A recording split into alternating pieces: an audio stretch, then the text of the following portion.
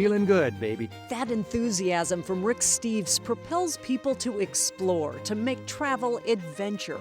But few could stomach the trip 42 years ago that started it all. Well, this is day 2 on our trip here, and we're already almost dead. A harrowing trip that retuned a young piano teacher who would, after many miles, become America's travel guru, but he could have easily fallen off the map.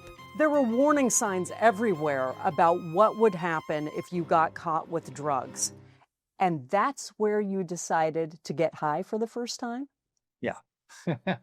Well, What were you thinking? Lots of highs and lows for the young Rick Steves. well, I was just riddled with mistakes. And for the wiser one who speaks now, an expert guide who's also been lost. It sounds like that comes with a price. Yeah, it comes with a huge price. It ruined my marriage. And he's just finished his toughest journey, confronting a lifelong mistake that had him staring down the end of the road. I thought back, because, what if I died? Success is messy, and this is what it looks like. Hit and Miss is about really successful people and their mistakes. You have to keep taking your best shot again and again, and it is going to be hit and miss. Hi, everybody. I'm Monique Ming, Laven, and I'm so glad you're coming back for another episode of Hit and Miss. Now, if you've been to Europe in some way, you have probably gone with Rick Steves. He's published 100 guidebooks. He's hosted 12 seasons of Rick Steves Europe, and he organizes trips for 30,000 people a year. But his longest journey, time travel really, came during the pandemic. He found a box with the journal and pictures he took back in 1978 during a trip with a friend from Turkey to Nepal. And it became his newest book, On the Hippie Trail, Istanbul to Kathmandu, The Making of a Travel Writer. Because after that trip, he walked away from being a piano teacher, and he took his first steps toward becoming the go-to travel guide. So we talked about a lot, his huge success, but also missteps, because his life journey includes ego, dissent, divorce, and a confrontation with his own mortality. But first, to 23-year-old Rick Steves, taking off for the Hippie Trail with just a map, a dream, and a determination to lose his marijuana virginity. The Hippie Trail, this 3,000 miles from Istanbul to Kathmandu. And India was really where you wanted to go, right? That was your bullseye. India had an allure to me. The Beatles were going to see the Maharishi, and I was fully aware that I was pretty ethnocentric and privileged and sheltered, and I wanted to get out. And when I read back on it, again, this is done by a 23-year-old kid just having graduated from the University of Washington. I don't know how politically astute I was or how much I knew about sociology or anything like that, but I was learning and I was absorbing, and I was developing this sense that you can learn more about your home sometimes by leaving it and looking at it from a distance. And that's exactly what I was doing. Can you talk about even finding the material for this was kind of a happy mistake, right? It was during the pandemic? I, for some crazy reason, was super diligent and disciplined about writing a journal. I wrote a 60,000 word journal. I bought a hardback empty book and I filled it up lovingly. And I actually illustrated it with photographs. And then when I got home, I just kind of forgot about it. I put it in a box. And during 40 years later, during COVID, I thought, I'm going to give a look at this journal I wrote. I wrote it for me. I didn't write it for anybody else. And it occurred to me, this is like an anthropological dig into a 23-year-old guy named Rick Steves' life. And this is, again, when I was a piano teacher. I didn't aspire to be a travel writer at all. And I thought, man, it's pretty vivid writing. And it was a coming-of-age trip. And it really is kind of miraculously preserved, epic sort of road trip from a guy who did become a pretty well-established and well-known travel writer a few years later. Yeah, slightly so, huh? If you've got travel experience you've learned from a first-hand experience, you almost have a moral obligation to share it. And that's what I've been doing for the rest of my life, with Europe as my beat. Now, on this particular trip, I had already done the best of Europe with my buddy and a few years earlier. I was getting tired of Europe. I wanted to break out of that. And we did this classic road trip, Istanbul to Kathmandu. It's what all the backpackers and hippies were doing. When you went back and you read through your journal, did you recognize that Rick Steves? Or did you have to be reintroduced to him? That's a good question. What I didn't know was what was my mindset? What was my awareness at the time? It amazes me that back in my 20s, I could go to a place that was rife with political complexity. I would love to go there today with the awareness and the education and the political savvy that I've got to go to these places and explore it with that in mind. I mean, it was lovingly written, and you Yeah. cannot write a good journal without taking time right there. It should have bugs squished onto the pages, you know? I mean, it should be immersed in the immediacy of the moment, and it is candid, it's unguarded, it's very, very, honest. You know, there's no political correctness here. This is who I was as I was, debating whether or not I should lose my marijuana virginity and get high in Afghanistan, you know? As I was wondering, "This is a lot of work. Should we go back to Greece and hang out with the kids? Right. No, we're hell-bent on getting to Kathmandu." Hell-bent is an apt term. Parts of the trip were hellish, especially from Turkey to India. Long stretches on a bus with inexplicable delays, all at the whim of a surly driver. They bounced around with bouts of diarrhea, fended off attempts to rip them off. At many points, many people would decide this is a mistake and call it quits, or at least make it easier. Well, let me ask you that. Why didn't you just fly into India? Because the trip was pretty harrowing, especially for your friend who was sick for so much of it. Instead of sitting in these buses where the seat doesn't recline and all of this stuff, why didn't you just fly there?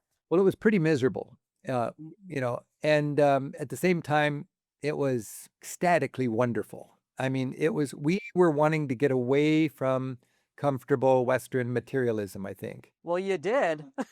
We did it. And I mean, I think people on the Hippie Trail, they were celebrating their poverty. We were on the ground. We didn't know where we were going to sleep tomorrow. We were sick. We didn't know if we could drink that water. We didn't know when we changed money if this money was still current. There's different money every year in some of these countries.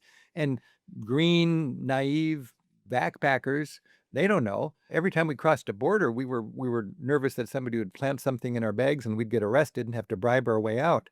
This was an adventure. I remember when we headed east from Istanbul, it occurred to me, I do not know a single soul between here and Seattle, and not a single soul knows me. And we're going that way. We're leaving the comfortable Europe. We're leaving Western civilization.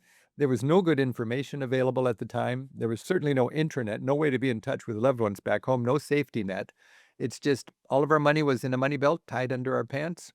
And we were out there having the time of our lives. This journey, you were risking a mistake every hour, every day. What was your favorite mistake from that trip, if you have one? Well, I was just riddled with mistakes. We jumped out of the moving train in Belgrade because we thought we were sleeping on a train we just found a train in the train station on a track that was going nowhere. And, oh, it's a free place to sleep. And then we were sound asleep, and then 2 o'clock in the morning, it jolts into action, and we're heading through the darkness of Yugoslavia, not knowing where we're going.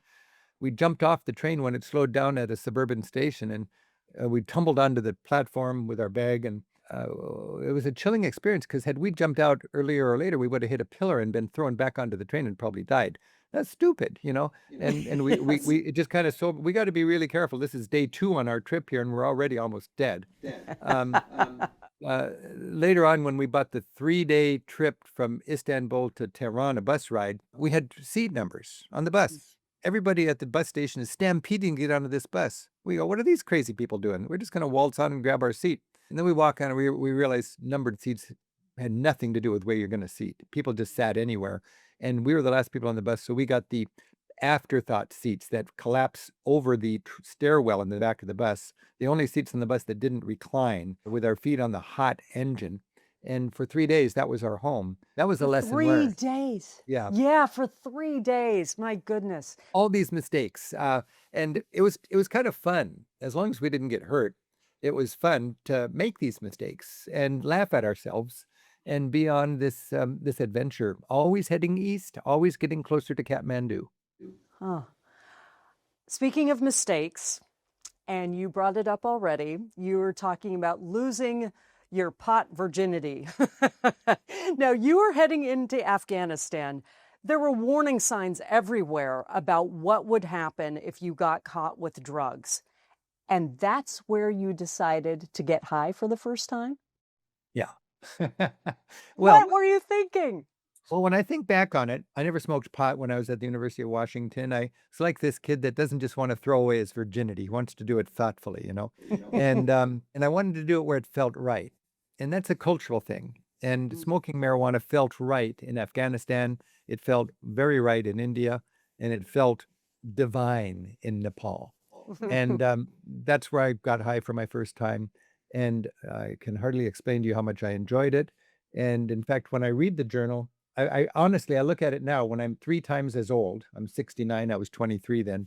And I wonder, now, that sounds almost too good to be true. Was I high when I was writing that? Or was that a recounting an experience of when I was high? You know, these demonic black leeches are coming after me, slow motion, head over tail. I step back and they keep doggedly coming, wanting to suck my blood. Well, that was just a little moment underneath a herbal essence waterfall in a jungle somewhere in Nepal. I was probably high at the moment because I don't think they were that scary. But, you know, it was just the trip is not about getting high. The trip is about being free. We were surrounded by fascinating people from all over the world who were philosophers and poets and musicians. And monkeys were loitering above us in the branches, ready to leap down and grab our glasses because they liked anything shiny. I mean, everything was very poignant and sparkly, and that was travel. And it was a great trip. A real trip in every way, and it converted him, made him discover a new purpose, to become a missionary, an evangelist of sorts, about opening up to the rest of the world, not to influence tourists, but to guide travelers. Good travel is recognizing that culture shock is a good thing. It's not something you try to avoid. It's the growing pains of a broadening perspective, and it just needs to be curated. Meeting people carbonates the experience. It's just really fun to recognize that the world is not a pyramid with the United States on top and everybody else trying to figure it out.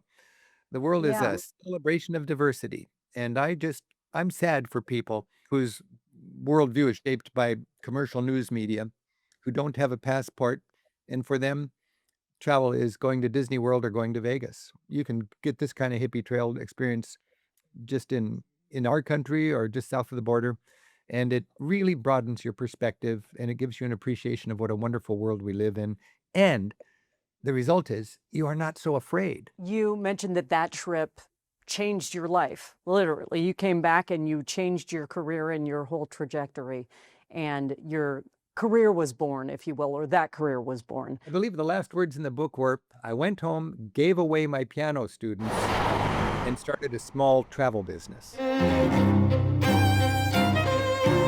But for him, being home is a little tricky. He lives in the same Edmonds community where he grew up. He can see his middle school from his own window. Hi, I'm Rick Steves, back with more of the best of Europe. But his view of the world kept expanding. As he said, sometimes you learn more about your home when you leave it. And sometimes you don't like what you learn. But on future trips, that's where I started to do reality travel and was aware of La La Land travel versus reality travel. And I would, in the 80s, I would go down to Central America on educational tours of Nicaragua and El Salvador. That's what politicized me. And I learned what is the real impact of America's power and imperialism south of the border. And I'm also a capitalist. I'm a pragmatic, practical sort of person, and I'm a Christian. So you put all of that together, and it's a fun mix. Spending 100 days a year in Europe for the last 30, 40 years, I'm over there being exposed to people who find different truths to be self-evident and God-given. And I love the thoughts that different cultures struggle with the same challenges and they have different solutions. We can learn from each other. We can compare notes. I'm like the medieval jester. Why did the king pay the medieval jester to be annoying? His job was to go into the barrios outside of the protection of the castle, learn about the jokes that the peasants were saying about the king, and then come into the court and tell the king what the people were thinking, and the king needed it, you know. That's kind of what I do when I travel. And I'm doing that right now because I care about our country. Some people say it's America bashing. I think it's America loving. It's been tough love, and it's been tough on love. This conviction he has about his own responsibility to walk in the world and influence it. 100 days a year you're in Europe? Yeah. That sounds wonderful, and it sounds like that comes with a price. And I don't mean a monetary price. I'm sure that has been difficult for your relationships at home. Yeah, it comes with a huge price, and I've had to make a choice. It ruined my marriage. I was married 25 years to a wonderful person, and Wow. but I just was not a good husband. My laptop was the mistress. I nicknamed my laptop Lady Laptop. Hmm. Um, my heart was stolen by this opportunity to help America get out and celebrate the world in all its diversity. But Hmm. you can't do that on the side. I mean, you can, but I was maybe intoxicated by the celebrity or the power or the ego of writing a book and having people read it, you know. But I'm mission driven, and I love the thought that people who take a Rick Steves Europe come home with a better appreciation of our world and happier to be Americans. But they now have a dual citizenship. They are Americans and they have a global citizenship. And when they step into the voting booth, the privacy of the voting booth, they don't just vote for what's best for them, they vote for what's best for us. Hmm. And when you say us, what does that mean? Well, if you believe in God, you know that we're all children of God or some heavenly creator. And that means we're all brothers and sisters. And that means love thy neighbor has nothing to do with proximity. Love, pain, need, suffering, joy, it's just as real across the street as it is across the sea. That love, pain, need, suffering, and joy got intensely real for him in August. God tapped him on the shoulder and made his world a little smaller. You were diagnosed with cancer. Um, Can you tell me a little bit about that, about how you found out and how you grappled with that? I'll tell you the story. Okay. So 6 months ago, I changed doctors, and the first thing my new doctor said is, "Well, you should let's get a blood test." I said, "All right." And a couple of days later, he said, "Sit down. I got something serious to talk to you about. You've got a PSA of 55." I didn't know what a PSA was, but PSA, if you know cancer, is your number in your blood of how much it's fighting cancer, indicating you've got cancer raging in your body. Hmm. And all of a sudden, whoa. So now I had never spent a night in a hospital. I was kind of thinking, I'm 69 years old and my number's going to get up pretty soon. I'm going to have some serious medical problems ahead of me. And this had happened. And right away, I felt I was thankful that I lived here, that I had found this. I felt ready for the challenge. And I felt Hmm. grateful that we had such good technology right here in our neighborhood with Fred Hutchison and so on. And I just slipped into gear. And I decided I'm going to tackle this just like a good traveler. The positive attitude, a curiosity. I'm going to learn about it. Yes, it's a foreign language. I walked down the hallway at the hospital and I don't know what this is. It's a different land. And I felt like it was a journey. And I'm in rough seas here. And the boat was the hospital and the whole medical industry. The captain was my surgeon and the sails were filled by that tangible force that prayers and good wishes take on when all your loved ones and friends say, "We're thinking about you, we're praying for you." That filled the sails, and I was able to cruise through the storm and get out of it. Now, when you were confronted with your own mortality like that, did it make you reflect more on your career or how you've lived your life? And I thought back, because, what if I died? What would I regret? And I'm very thankful to have found my niche, and I'm thankful for all the hard work I've done. And I'm thankful to have really great people to collaborate with that have helped me along the way. So, you know, life is a series of choices, and the most important choices for me have been the way I've built my life, both personally and with my career. And I'm looking ahead now, knowing that, you know, life is a blessing. Community is so important. And especially for those of us who are blessed as I am and privileged as I am, good communities, good families don't just happen. You invest in them. So that's my going forward. It's just embrace life, enjoy every day, and keep on traveling. Did you examine or rethink any mistakes that you've made in the past? Well, from a health point of view, I should have paid attention to my blood more. I Mm. should have been more tuned into my own family history, because I've had family members who have had prostate cancer that I didn't know until I got diagnosed by it. When I went public, that's the kind of people that I can help by not being shy about it and not being private about it. So that's an immediate positive result of this um, cancer that I've been dealing with. And otherwise, as far as my life goes, you want to do as much as you can to have a balanced life, and at the same time, you want to contribute. And how we do that takes thoughtfulness and hard decisions. There's just a lot of life to embrace, and I'm just thankful that I never get bored. I'm thankful that I've got wonderful family around me, and I've got wonderful friends and colleagues. And I'm really thankful to live where I live. I mean, it's just great to be part of this community right here in Greater Seattle.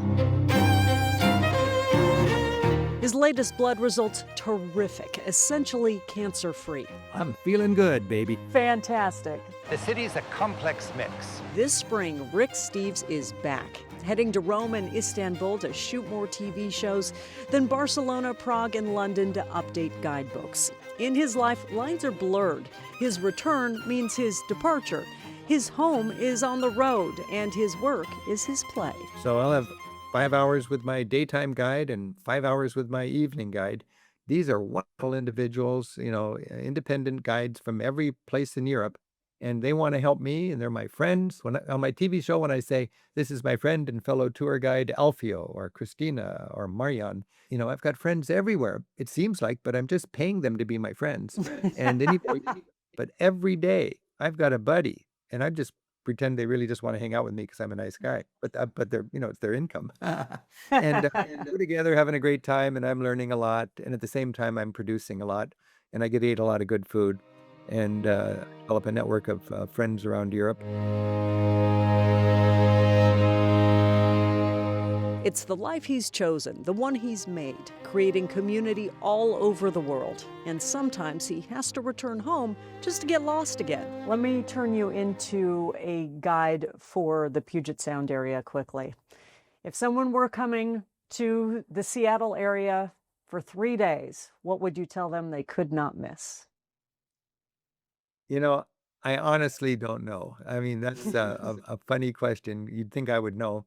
But I am so one-minded about being a smart traveler in that hemisphere. Yeah. And in this hemisphere, I'm just clueless. I still get lost. I can drive around Copenhagen fine. I still get lost in Seattle. So I'd have the typical things that anybody would say to do, but I've got nothing special to offer about Seattle except go get a good guidebook. Any mistake you've made on your guidebooks that you went back and you went, oh, I've got to redo this because I didn't get it right the first time? Oh, my guidebooks are filled with mistakes. Once I listed a restaurant by the name that was above the restaurant, and the name was for a dental clinic, and it said something like, get your teeth cleaned here. And I just wrote it down as the name of the restaurant. Well, that's embarrassing. I misspelled the Bargello in Florence, the wonderful best collection of statues from the Renaissance. I called it the Bordello. No, you didn't. Yeah, in a guidebook. So there's been, and I can tell you other embarrassing things that have snuck through in the guidebooks. In our TV show, people love our bloopers. And Yeah. that's because the camera's rolling when I screw up, and then I laugh, and it's all fun. It's funny that you could also have bloopers in the guidebooks, but we learn from our mistakes. In fact, that's my whole theme when I'm doing my work. I go over there to make mistakes. Thanks for joining us. I'm Rick Steves. Until next time. And so that has been his own guide since he stopped teaching piano. I'm not much of a piano player anymore, but do you want me to take you there and just play something? Would you? I would love that. You have to experiment a little. Also, take some risks. And then other times I just kind of improvise on the blue. Keep expanding your horizons. I'm just one thankful traveler. So it's keep on traveling. That's what it is right now.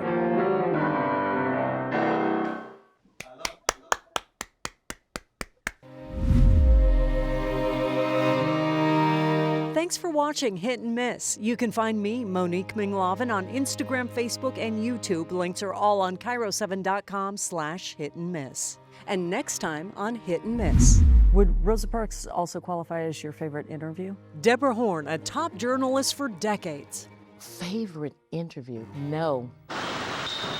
Documenting the giants of history and the unknowns. Who would that be? That would be these women in Rhode Island who went on strike against their husbands. Yes, they did. She's seen it all, the good, the bad, and the ugly, and she talks to me about her mistakes, especially with Rosa Parks, and also how years ago she became a doctor with a very famous patient. Then he said, hold on a minute, and then out comes Robin Williams, right? Well, I did not expect that. That's on the next Hit and Miss.